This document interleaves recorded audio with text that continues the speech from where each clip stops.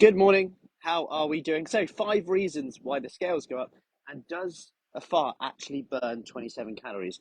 That was actually came up in a discussion the other day when we were talking about bloating, IBS, managing this. And we were talking about certain foods from garlic, onion, whole grains, beans, legumes, and how they can be quite gassy. And we were talking about the side effects of that is obviously fermentation because you've got to break down the food. And then we started talking about weight. Like actually, does that mean that if you fart, you burn more calories and you would lose more weight? Well, technically, yes, but it's not because of the 27 calories or so that apparently you burn, which I'm not actually sure that that's true. I would actually say I need to go and investigate that. Um, Not personally, but 27 calories sounds like quite a lot to me. That is what comes up. I'm not sure they've studied it yet, but that could be a PhD. Imagine what you're a doctor of. I'm a doctor of seeing how many calories you burn when farting.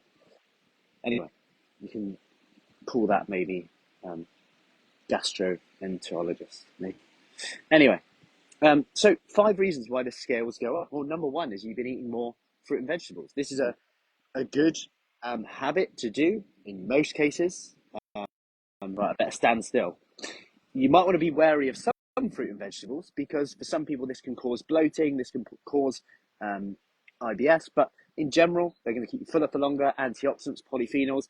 However, they contain a lot of fiber, which slows down gastric um, emptying, if you like, and slows down, which has that impact on hormones, which make you feel fuller for longer. So, fuller for longer, if you're fuller for longer, that will mean that you control your calories better.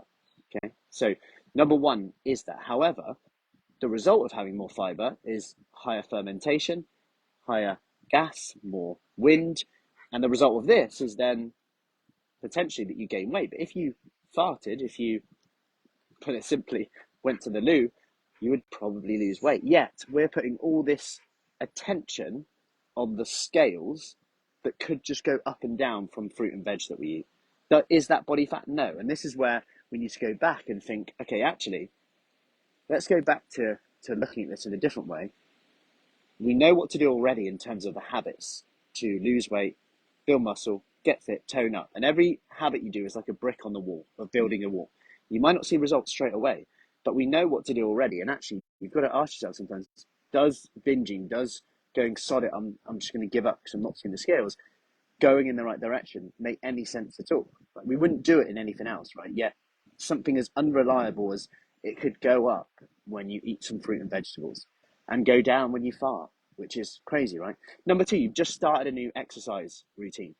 This might, if you're doing something like FruciFit, will add more resistance exercise. And quite often, some of the women within the program haven't done much resistance exercise like we do before. The result of this is they might have some kind of muscle damage, which in a good way, like breaking down muscle, then the repair of that.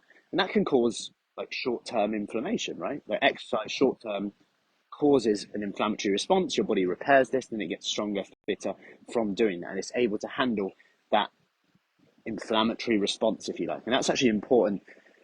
One of the factors in building muscle, building strength, that inflammatory response.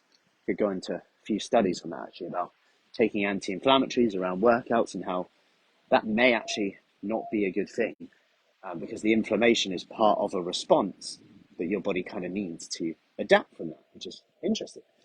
So, but that could make the scales go up. You're doing the right things, but that could make the scales go up. Number three, menstrual cycle. Certain times of the month, you're going to be heavier than others. So don't compare week to week. Maybe compare week one of one month with week one of the other month.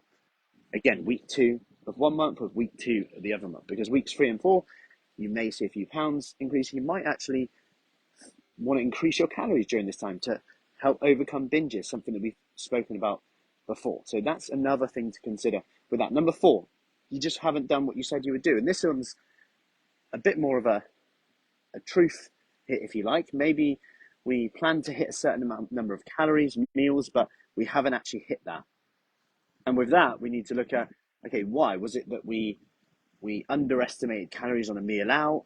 Was it that we binge ate one night? Was it a response to a stressful event? something that you can't control. And then there's a different part of this. Then we have to look at other strategies to help control this part of it, which is all about coaching, which is all about accountability to make sure that you do the things that you know you need to do with this. Because like I said, most of us know what to do already. And finally, think about salt intake. Salt intake can fluctuate up and down. Let's say you eat out one day. The chef doesn't really care how much salt is in it to an extent. Like, they just want you to have a nice meal. But if you eat out, I'm going to guess there's a bit more salt than you'd probably normally use at home. And not to mention, probably a bit more cream butter than you would use at home in most meals. And the result of that might be, again, a bit of a fluctuation. And the last one, which is 6, and I said 5, but is your sleep. Like, some people go, oh, I've just gained a load of weight, or just lost a load of weight. And if you consider fluctuations with sleep, like if you sleep 5 hours one night, or 6 hours, or 7 hours even, but then 8 and 9 the next, that's a longer period of time for one, food to go through your digestive system. So you've been asleep longer, which means it's probably been longer since you've last eaten. Plus, let's say in the night you get up for 2 wees in a night hour's sleep maybe, or in the morning you have, you go to the loo in the morning and then sit down for a bit, then you have a meal. It might be 12 hours since your last meal, or 13 hours since your last meal, because you've slept for longer. Let's say you have a short night's sleep, you might have just eaten like before you go to bed, or you might wake up and have breakfast before you hop out to work and you've got a busy day.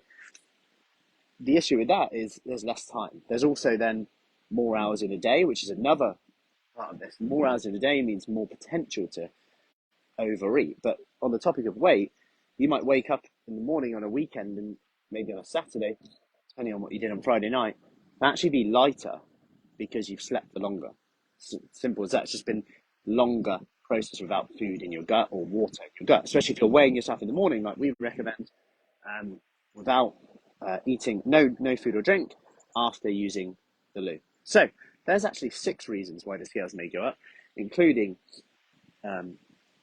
fermentable foods and how you might lose weight just from farting. But I'm not sure you burn 27 calories. But anyway, have an awesome day. Control what you can, not what you wish you can. Drink your water. That might help too. And I'll see you